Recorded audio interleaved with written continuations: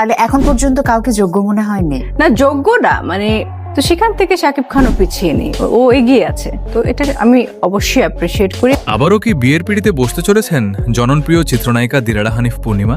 নাকি সামাজিক যোগাযোগ মাধ্যমে ছড়িয়ে পড়া এসব খবর শুধুই গুঞ্জন? বলছি, শাকিব খান ও পূর্ণিমার প্রেমের গুঞ্জনের কথা এক অনুষ্ঠানে এরকমই ইঙ্গিত দিলেন নায়িকা পূর্ণিমা।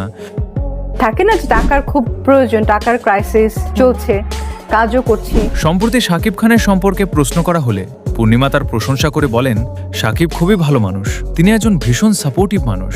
আমার যদি কোনো বিষয়ে সিদ্ধান্ত নিতে সমস্যা হয় তাহলে তিনি আমাকে পরামর্শ দেন এবং সব সময় সহযোগিতা করার চেষ্টা করেন। খুবই ভালো মানুষ, খুবই সাপোর্টিভ, মানে আমার কাজের ক্ষেত্রে খুবই সাপোর্টিভ। মানে আমি যখনই যে মুহূর্তে কাজটা আসে, যখন আমি বলি আচ্ছা, তখন সেটা আমার সাথে, আমি তার সাথে ডিসকাস করে নিই আগে। আর সে খুবই, থাকে না যে টাকার খুব প্রয়োজন, টাকার ক্রাইসিস চলছে, কাজও করছি। আপনার কি মনে হয় পূর্ণিমার এই বক্তব্য কি শুধুই বন্ধুত্ব ও সম্মানের বহিঃপ্রকাশ, নাকি এর পেছনে অন্য কোনো ইঙ্গিত রয়েছে? আপনার মতামত কমেন্টে জানাতে ভুলবেন না।